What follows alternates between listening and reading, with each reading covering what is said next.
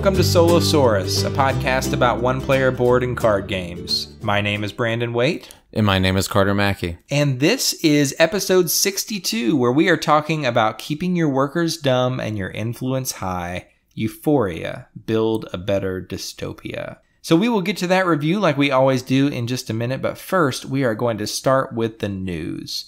And the news comes to us from tablefor1.me this week. And so if you haven't checked out that site yet, you definitely should. It's a great website for learning more about solo games news. And our first story this week is that Gloomhaven Jaws of the Lion is here. I think it released like immediately after we recorded the last episode. But we were just actually looking at that box before we started recording here. If you've always been intimidated by Gloomhaven, and you wondered how you would ever get it to the table or get through it, for that matter, I think this is something you need to look into. Yeah, I obviously haven't played it, but it seems like it could be a really great entry point for a game like this. Oh, yeah. So full disclosure, I owned a copy of Gloomhaven. I think it's a really good game, and eventually we will do a review, probably of the Jaws of the Lion version. But I just had a really terrible time getting it to the table because it took ages to set up. And I had the broken token thing for it. Mm-hmm. And it still took forever. But getting this box, it's a reasonable price. It's like $50 to get the Jaws of the Lion box. I think it has like 25 or 30 missions in it. And it fits in a normal size box. Comes with like maps that you play on in a spiral bound book, which I think is super cool. The whole thing is just so streamlined. Apparently, actually, since this came out, a lot of people have started petitioning Cephalofair Games to make spiral-bound maps for Gloomhaven and Frosthaven. I mean, it just seems like that would make that so much faster to just get set up and going. Oh, yeah, for sure. I mean, I was surprised that they didn't do that before. Like, if they had this idea in the works for such a long time. But I saw where Isaac Childress, the designer, put up a post on the Frosthaven Kickstarter and said, hey, just so you know, we're looking into it, but it would probably be available for purchase separately. And also, we don't really want to do it because we like modular tiles. And I get that, but I'm of the opinion that modular tiles almost never add that much interest to a game. No. And they always just add a lot of fiddliness and setup. I guess for long form games, it's the most efficient, maybe, use of space. I don't really know. Yeah, maybe not. But people will play the game and get it to the table more if they can just open the book and put a few tokens out, right? So we haven't actually played this Jaws of the Lion yet, but I do have a copy. We are going to review it. And so if you're interested in that, hang on. It's probably not going to happen for a little while because I'd like to get, pretty far into the campaign before we cover it. But if you are interested in this game, it is a Target exclusive for now, which is super weird.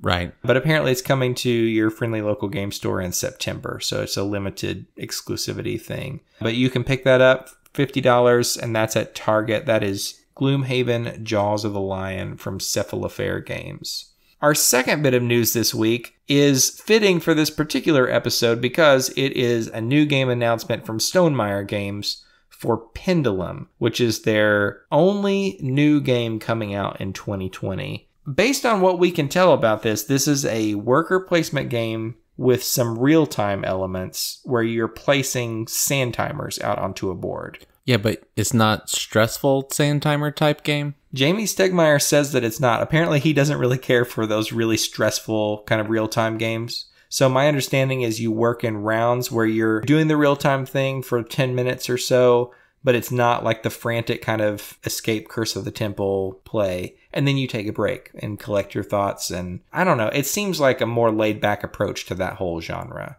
I'm interested in it. The cover and the theme aren't doing much for me. Yeah, it looks a little, meh. Yeah, it's a little generic fantasy. Mm-hmm.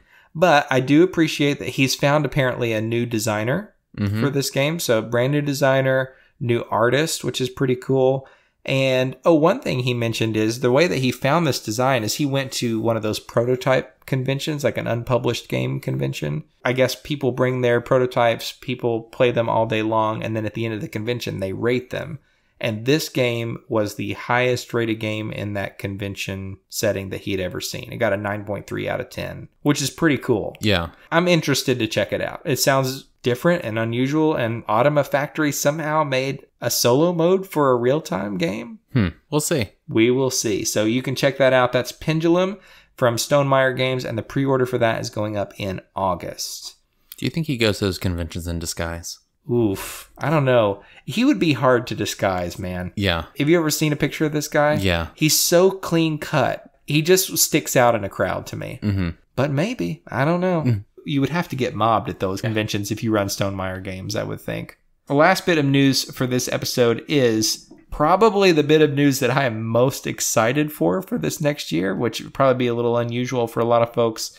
This is Undaunted Reinforcements. They're coming from Osprey Games in 2021. So this is a ways down the road. But this is an expansion for Undaunted Normandy and I think Undaunted North Africa also. So what this is, if you've not played Undaunted, this is a deck building game that's pretty simple and streamlined, but set in World War II, where you take the cards from your deck and use them to move around like soldier tokens on a board, trying to capture objectives and shoot enemy soldiers. Has really beautiful artwork and graphic design and just looks like a really clean, fun game. Yeah, it does. When he made this announcement, I guess it's going to add like new units and that sort of thing to the existing games. But most importantly, it's going to add a solo mode from David Turksey. I mean, seriously, all I have wanted for this game is a solo mode. And to find out that we're getting one from probably my favorite solo games designer at this point, I'm very excited. Yeah, I don't know. It looks like it'll be a great addition to a game like that because it looks like a lot of fun. Yeah, fun, simple, beautiful. There aren't many war games that I look at and I'm like, ooh, I can't wait to play that. How sexy. Can't wait to get that to the table. But this definitely does have that look. It's compact, it's cheap too, which is really wild for considering what you get in the box. I'm very excited for this expansion. So that is Undaunted Reinforcements, which will bring a solo mode to the Undaunted series, and that's coming in 2021. All right, folks, that's all the news we've got for this week. So we are going to get right into the review. And the review is brought to us by Stone Valley Games. Stone Valley Games is a friendly local game store, but they have mostly an online presence. So if you don't live in Alabama, where they're based, you can just go on to stonevalleygames.com and find a whole host of really awesome games available for sale. And they have a special kind of focus on solo games. So if you haven't checked them out yet, you got to check them out. I was just looking at their site yesterday, and they have added so much new stuff. If you like role-playing games, they carry a lot of Pathfinder and Savage World stuff, which is really neat. But if you like just, solo board games and card games, they have tons of stuff, including Marvel Champions stuff. They're a great retailer for that because they are still kind of an undiscovered gem for a lot of people, and you can actually get the packs for Marvel Champions. They don't sell out in,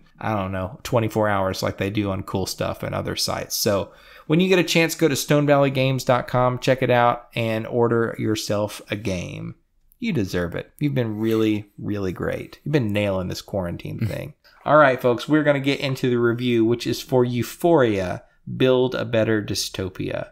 This comes to us from Jamie Stegmaier and Alan Stone, the two guys who started Stonemaier Games, and it comes from publisher Stonemaier Games. It plays 2 to 6 players, or 1 to 6 players if you add the Ignorance is Bliss expansion, which includes an Automa from the Automa factory. So that's how we'll be covering this game today. In Euphoria, you lead a team of workers, which are represented by dice, and recruits, which are represented by cards, who are trying to claim ownership of a dystopian world. So you're going to generate commodities, dig tunnels between the different parts of the city, the wasteland, and the subterran culture.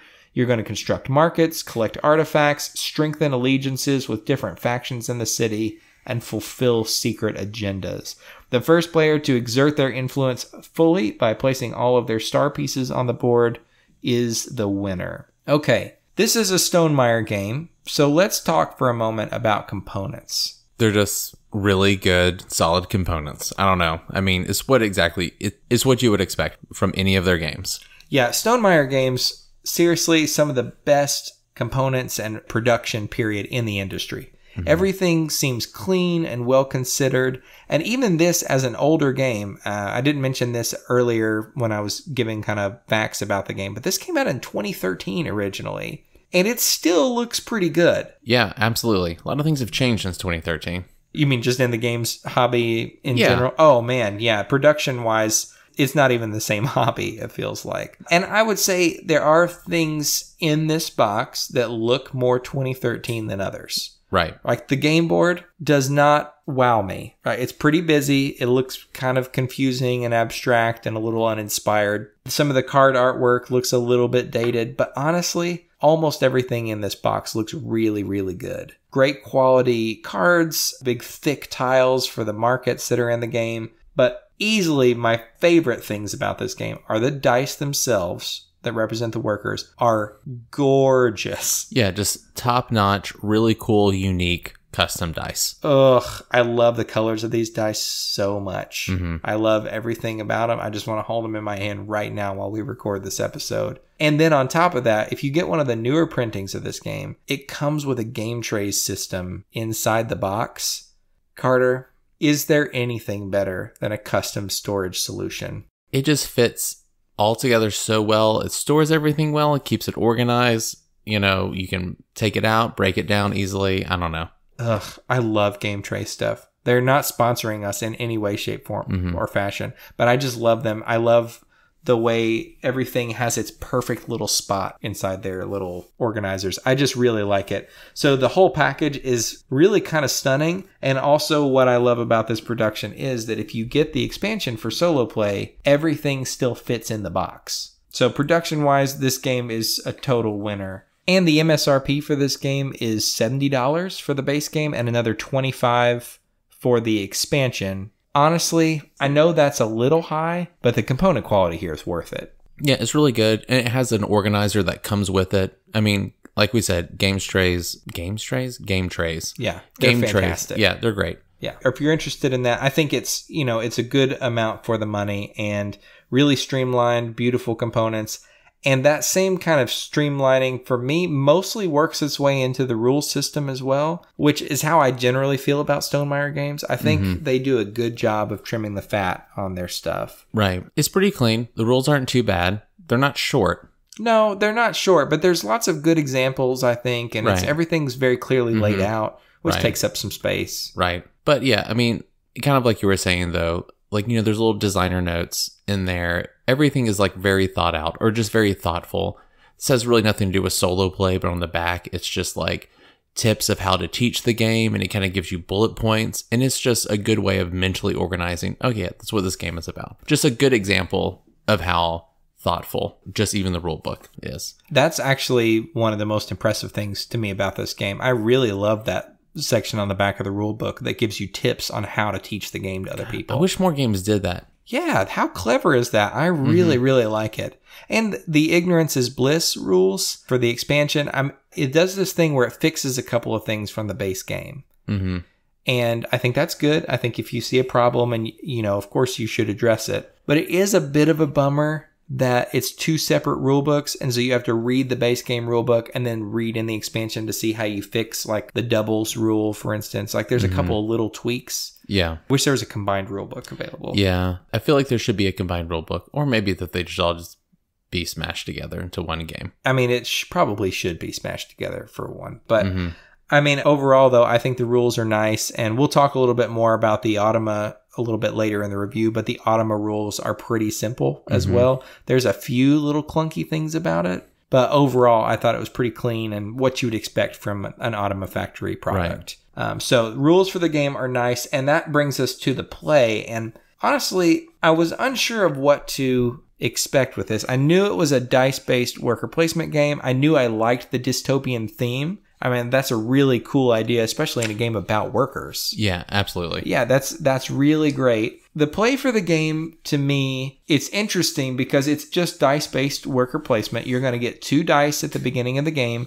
You're going to roll them, and basically, the higher the value that you have on your dice, the better things you're going to be able to get for placing it within reason. So we'll talk about that more in a second, but you're going to get 2 dice that you're going to be able to place. You're going to get 2 cards, recruits, that are going to give you some direction for what actions you want to take in the game, which I really like. And then basically on your turn, you're either going to place your workers and get any benefits that might be unlocked on your recruit cards, or you will pick up your workers. that's pretty much it. Now, when you place them, you're going to be doing worker placement things with them. You're going to be getting resources. You're going to be converting resources. You're going to get cards, which are, I think they call them relics in the game, but they're like... Or like artifacts, I think. Maybe. Artifacts, yeah. Like they're like books and teddy bears and... Old balloons that have long been deflated.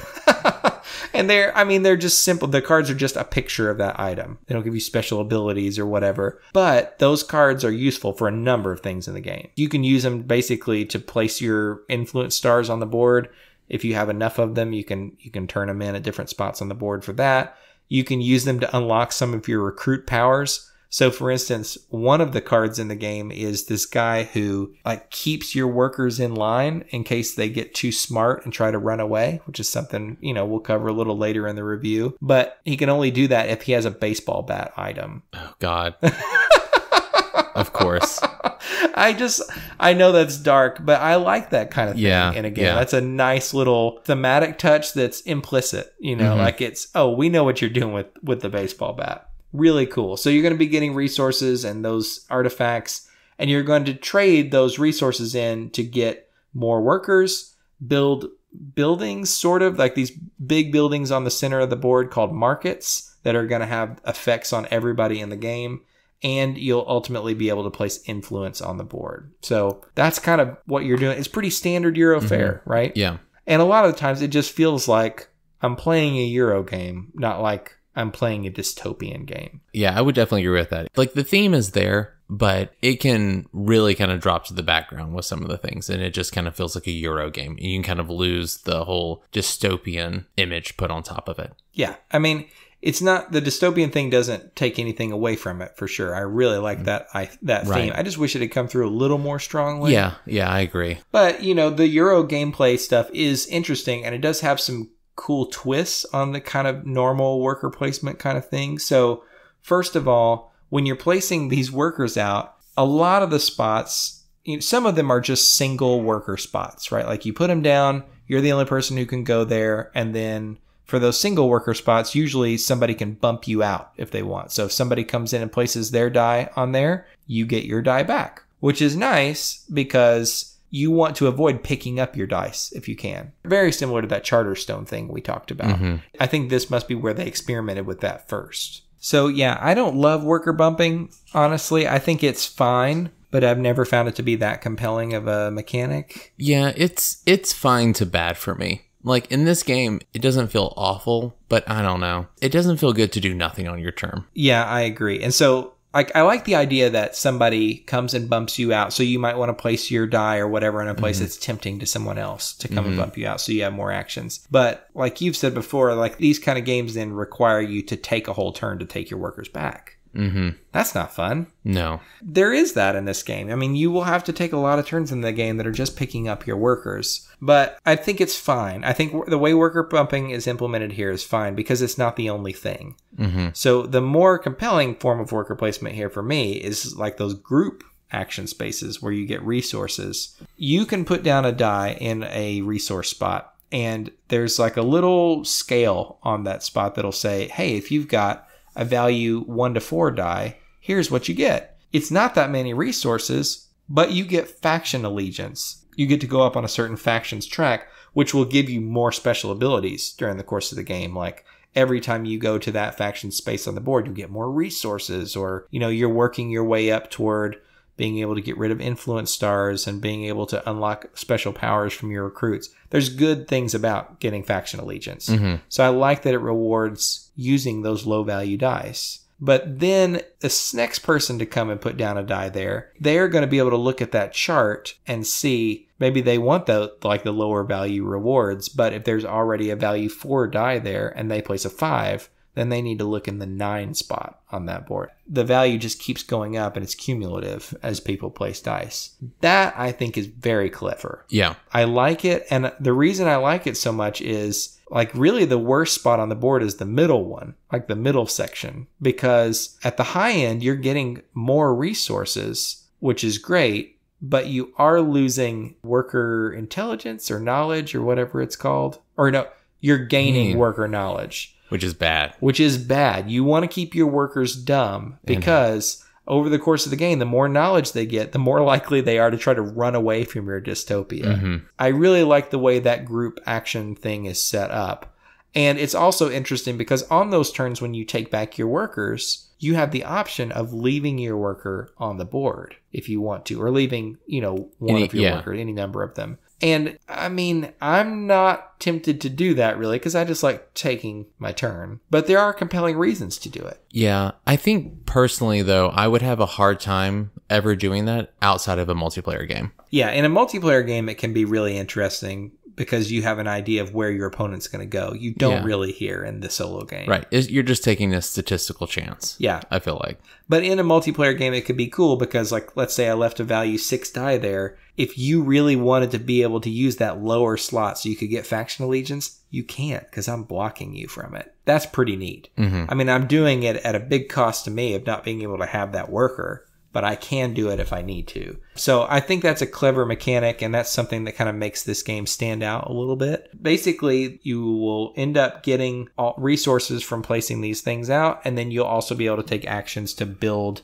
markets and that sort of thing. So that's basically how the gameplay flows. When you do pick up your workers, one thing this game does is it tells you, okay, retrieve all your workers from the board, roll the dice, and then if you get 16 or higher between your numbers on the dice and your knowledge stat on the board, you lose one of your workers. It runs away. And not like for that round, like you have to take an action, pay resources, do the whole thing to get that worker back for the future. I have real mixed feelings about this. Yes, I do as well. Like, in principle, it's an interesting tension and like it makes sense with the theme and everything, but getting a new worker is pretty resource intensive in terms of just collecting resources and spending actions to do all of that. And also, I mean, you are just rolling die. And these games are all about, the number of actions you have. This can really swing the game one way. Yeah. One thing that I think is interesting about this is you start the game with 2 dice, right? So your maximum that you can roll is 12 plus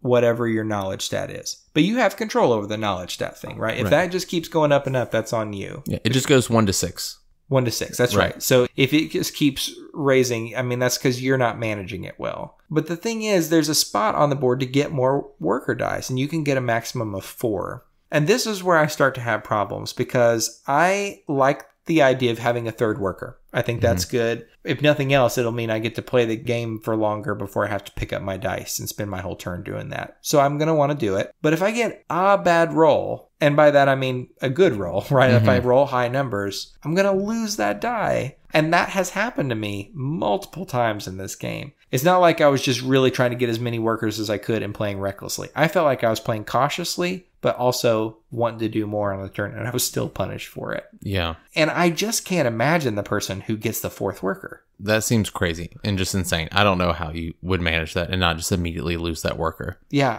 it's just funny to me that there are 4 in the game because I can't imagine anybody would actually do that and be successful.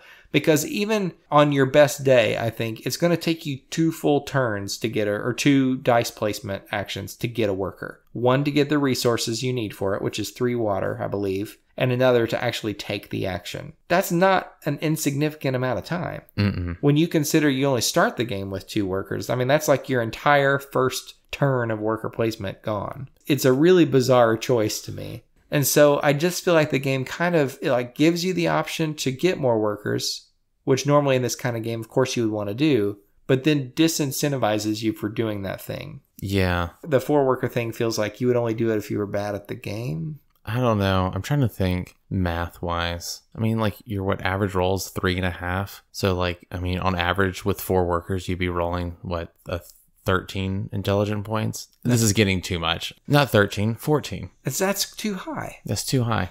So I don't know. I don't understand that piece of the game. I think the idea thematically of too many workers getting together and getting smarter and then running away is awesome. I like that idea. I wish it was executed differently. Yeah, that's how I feel as well. It just feels like there's a mechanical punishment that's just too swingy and I have too little control over. But otherwise, it's a neat idea. Other special things that stick out about this particular version of the worker placement formula, you don't have like this huge stack of buildings that you get to pick from when you want to build something.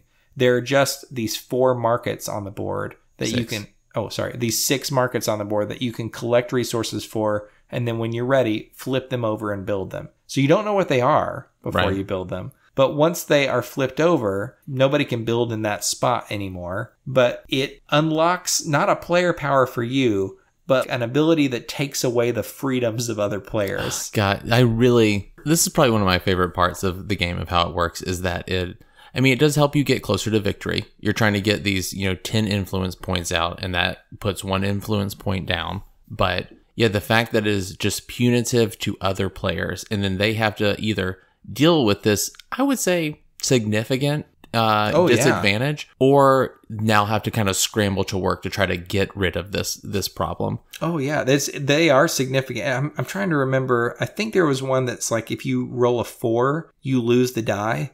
Oh gosh, I did not see that one. That's brutal, man. What's interesting to me is you have the option to avoid this penalty, right? So you only get the penalty if you didn't help construct the building.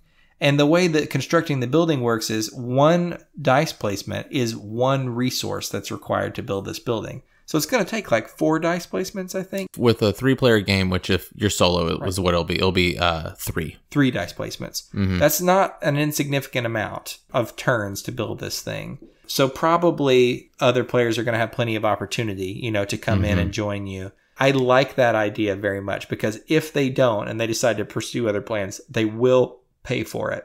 I do also like that there is an action you can take that will allow you to like get rid of that penalty later in the game. So if it's really taxing you, you're not stuck with the results of that one mistake for the rest of the game. Right. And you also get to put down an influence token with that also, which is nice. Yeah, that is nice. And, the names of the market buildings are really fun. They're so good. They're just all like really goofy, tongue-in-cheek, dystopian names. So like, for instance, you've got the Dilemma's Prison, not the Prisoner's Dilemma, which I think is fantastic. The Agency of Progressive Backstabbing, the Bureau of Restricted Tourism, the Field of Agoraphobia. They're really, really good. The Institute of Orwellian Optimism. They're so good. And the art style on the markets and the boards and everything has that kind of classic dystopian feel to it. I don't know what the word is, like Art Deco kind of, I don't know. Yeah. It's interesting. I really like the markets in this game. I think that's a clever mechanic, and I don't think I've ever seen a building that gives you a benefit of punishing somebody else that didn't help build it. That's really, really cool. Other things that are neat, there are limited spaces for influence stars at each of the kind of territories on the map. And so you need places to put out these stars because that's the way you win. And there's almost like an area control element of this game. Like there comes a point where just being able to pay to put out the stars isn't your only problem. It's actually finding places to put them. I thought that was pretty interesting as well. Also, the fact that you unlock another player power as you gain allegiance with the other factions. Mm-hmm. That's great. Yeah, absolutely. Like the fact that you start with one of your recruits face up and the other face down is really interesting, because you need to be able to like gain allegiance in the second recruit's faction in order to unlock them, but you're rewarded for using the revealed recruit's faction. Mm-hmm. So there's like a great tension there right from the beginning of the game, and direction. Right. And one thing that we should say too is that replayability wise, if you get the expansion for this game, between the expansion and the base game, you will have so many market buildings and recruit cards. And the fact that you're only using 6 market buildings per game, 2 recruits per person, is insane. Right. There's so many cards, and they're like, my first game I played, the recruit powers I thought were like, oh yeah, this is fine or whatever. And they didn't seem like they would be that big of a deal. But once you start playing and you see, where the tension is and everything, they really make a huge difference in what they allow you to do, and kind of, cheat the base rules of the game and just help direct you also. Yeah, I thought that was really neat. And, so since each one of these recruits is associated with a faction, you've got that extra push as well. But then the expansion adds some recruits who don't have a faction. Right. which is also really neat. Mhm. That's a great little touch. So that I thought was pretty special. But I mean, the thing that sticks out the most is the worker smarts, right? The fact that you have to pay attention to how smart they're getting and try to manage that. And, that's a double-edged sword like we talked about. But to me, that does stick out as one of those things that's different than anything else I played and totally appropriate for the theme, even if I wish it was, a little different. So that's all I would have to say about the main play of the game. As far as the Automa is concerned, this is an Automa factory mode. And so one of the things I love about their modes is that you don't always have as much foreknowledge about what's coming, and it doesn't give you as many opportunities to plan ahead, but they're really simple to run. Yeah, I think so. And like you're running 2 Automas, and I don't know, there is something nice about being able to play it as technically a 3-player game instead of just a 2-player game. That is nice. And I don't really feel like running 2 Automas versus 1, how it's set up, really makes a difference in how much time you're spending on the Automa either. I think it makes a little bit of a difference, but it's not too much. And how you actually figure out their actions is super simple. So you'll pull 2 cards from a deck and put them together and look at kind of the middle section of the card, and that will tell you where to place each, color dice. I think that's really neat. This is not the first time Automa Factory has done that. They did it for Gaia Project, and they did it for Tapestry. I think that's clever. I like being able to have a hint at what's coming next, and I like that all the different combinations that creates by just being able to put 2 cards together. You're not limited by just the number of cards in the deck. I think that's all really smart. Having 2 Automa in a game where you do sometimes have to spend your whole turn picking up your dice is a harder pill for me to swallow than some of their other games. I really hate it when it's like time to manage the Automas. You put out both of their dice. It's your turn. You pick up your dice, and that's all you do. And then you've immediately got to turn around and do turns for them again. Yeah, that feels bad. I think it feels exceptionally bad whenever they're doing big things that make you feel behind, or they're about to, finish one of these artifact markets that will impose a disadvantage on you, and all you can do is pick your workers back up.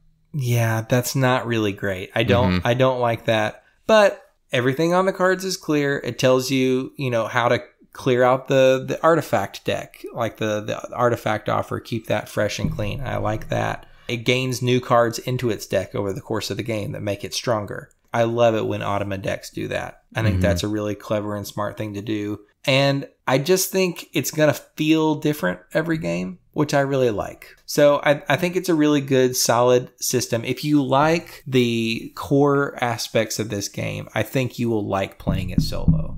The only downsides to me to playing it solo are that you do miss out on some of that tension that comes with worker bumping, and you miss out on some of the tension with like leaving your workers behind and, trying to think through your choices as far as worker placement spots are concerned with the number of like pips on the dice at any given spot. But those are pretty small trade-offs for a solo mode to me. It's a solid entry from Automa Factory. I would say I feel like it took me a little bit longer. It seems like from our first playthroughs for me to get through and kind of wrap my mind around what I need to be doing and not checking the rules back. But I guess once you put in the time, it's really fast once you kind of get the hang of it. But I don't know, for me, it definitely extended the play of the first session a good bit. Yeah, I could see that. I do think the Automa does take a little bit longer to learn here than some of their other games. But overall, it's pretty solid. I will say, as far as the expansion is concerned, the expansion is very small.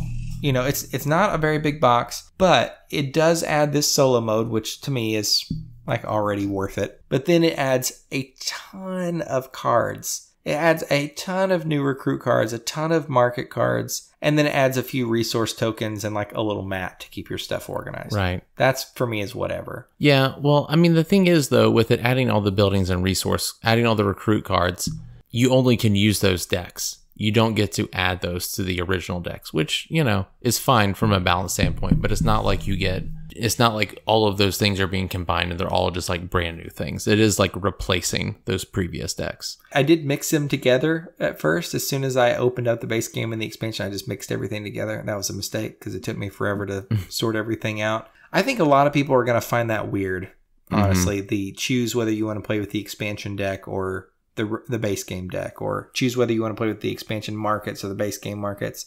Personally, I like it. I like that kind of modular system. The same thing as in viticulture. I thought it was clever there as well. The only downside to it, to me, like one thing that the expansion adds is a market row for the artifact cards. So in the base game, you're just drawing an artifact card off the top of the deck blindly. And, that's really random because you might not get the thing you want. So when I saw that in the expansion, they have a little basic market row that's, refills from the right side or whatever, and that side is more expensive, and over time, cards get cheaper. Basic, like standard issue Euro stuff. But it was nice because if you want to pay, you've got the option to get the card that you want. But for some reason, it's not compatible with just the base game card set. Right. You have to use the expansion decks. That's weird. I don't get that at all. Like, I like that market row enough. I feel like I'm being disincentivized from playing the base game cards. So that's kind of a bummer to me. But honestly, just looking at how many cards it adds and the amount of replayability, if you like this game, it's going to feel fresh for a long time, I think. So that is really, really neat. I think it's probably time at this point that we could move into the good, the bad, and the ugly for this game, because we've covered all the major high points, right? Mm-hmm. So for me, there's quite a bit of good stuff in this game. First of all, production. We talked about it right at the beginning. The production for this game is outstanding, especially with the game trays. Mm-hmm. Also, if you have an earlier edition of the game, just a nice little PSA, I definitely think if you've got the earlier edition, you should pick up Ignorance is Bliss. Because if you've still got that earlier edition, you must like it. And the expansion's not very much money. But you can go onto the Board Game Geek store and buy the game trays separately. So if you have one of those earlier printings that didn't get it, they now sell it on there as well. Okay. So that's really nice. I appreciate that they did that. Production for this game is great. As a solid Automa system, I wouldn't say it's my favorite. I wouldn't even say it's my favorite from the Automa factory, but I think it's good. Yeah. So I would consider that a good point here. The worker smarts thing, like them being able to run away, you might see this show up on another part of this list, but I do think a lot of that is good. I think that's a clever idea. It's the same thing with the markets. Like, I think this adds some nice little twists on the worker placement genre. The theme for this game is awesome. I wish it came through more, but I love the dystopian theme. Yeah, I like the theme, and I like that there's 4 regions, on the game that have their own kind of dystopian flair to it, which I also really like. Yeah, I do too. I especially like the ones that are up in the clouds huffing some drug called Bliss all day long. Of course. That's amazing. Mm-hmm. So I feel like it plays up those dystopian tropes really well. And the more I think about it, the more I'm like, why are we not playing more worker placement games that have this theme? It's a perfect application. It's a natural fit. Yeah, it's a really good idea. And that still holds up 7 years after this game was originally designed. And then finally, the expansion, it's the kind of expansion I like, where it just takes all the things I love and adds more of it and gives me a solo mode. That's all I ever want from an expansion. Mm-hmm. So all of that I think is good. The theme is good. It's almost hard for me to put it on there just because I wish it came through in gameplay a little bit more than it does. Yeah. Production is good. The Automa, runs pretty well. The way that it kind of is varied from game to game, I think works well. Yeah, I think the main difference between my list and yours with good is I think the whole intelligence of workers is going to be in the bad section for me. Yeah, it's going to be, we can go ahead and head that direction now. It's also going to be in the bad section for me. Okay. It straddles both. There's a part of me that really loves it. I think that thematically it's so cool, and it's just something I haven't seen before, but the swinginess, man. Right. Yeah. Thematically, I like the idea of it, but in practice, it's definitely in the bad. I don't hate it. It's not the worst thing ever. It's not that swingy to the point where it just completely ruins the fun of the game.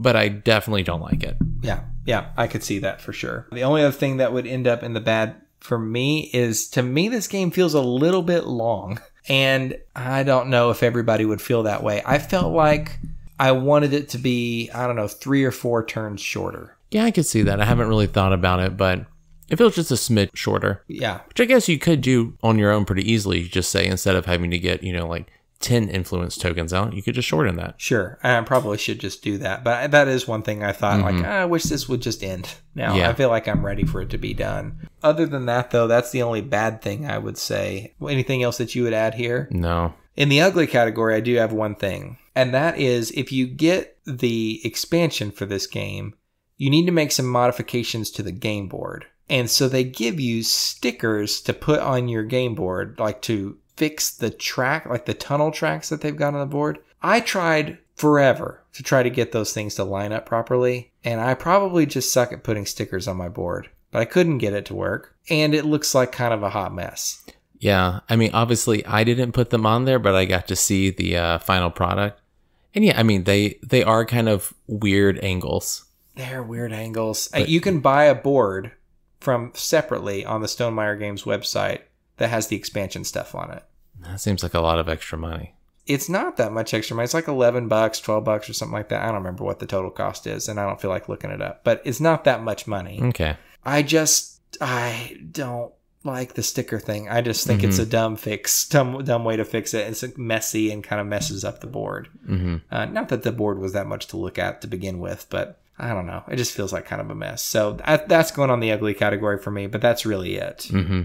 Overall, is this going to be a game that gets the stomp of approval for you? Nope. Yeah, it's not going to be for me either. A stomp of approval, for those who don't know, is an award that we give out to games that both of us love and both of us would suggest picking up only for solo play. I think I can confidently say that I would recommend this as a game that people pick up for solo play only. I think the solo mode is good enough in it that is justified, but I just don't love it. No.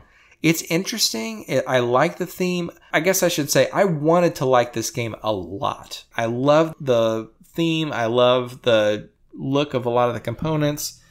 I like worker placement. I was ready to love this game, but there were just too many little things about it that bother me, especially the worker running away thing and the swinginess of that. But really, it's not even just a problem thing that keeps me from loving it. It's just that nothing about it really just got its teeth in me. It's a good game, but it feels like it's a good game for 2013. Yeah, I would say it's one of those things. I think I would have liked it more if I'd played it when it came out. But playing it at this point, it just doesn't have the same oomph. No, there's just too many other great worker placement games out there at this point. Yeah, I think it's good, and I would recommend it to you if you like Stonemaier games and for some reason you've just never picked this one up, or if you just always thought it was interesting but wished it had a solo mode. I mean, 6 years later, it did get that solo mode. It did get its first expansion. So, I mean, I think for those people who like dice worker placement, who don't mind randomness, who want a simple automa, but also don't mind if things are a little bit abstract, I think this is a good fit for those folks. And for me, I like it. I don't dislike it, but it just didn't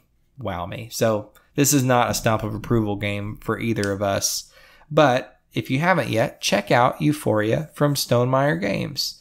And that's all we've got for this episode. If you haven't yet, go and check out the Dice Tower Network. You can find that at dicetower.com. We're a part of that network, and it's got a whole bunch of shows about board games, and we're just one of them. And we cover games from a pretty small, kind of narrow perspective. You can find any other number of perspectives on there, like really great shows. Check that out when you get a chance. Really good stuff on there. Also, when you get a chance, follow us on Facebook and Instagram. You can find us on Instagram at Solosaurus Podcast. And we post pictures from time to time about games we're playing and reviews that are coming up. So check us out on there.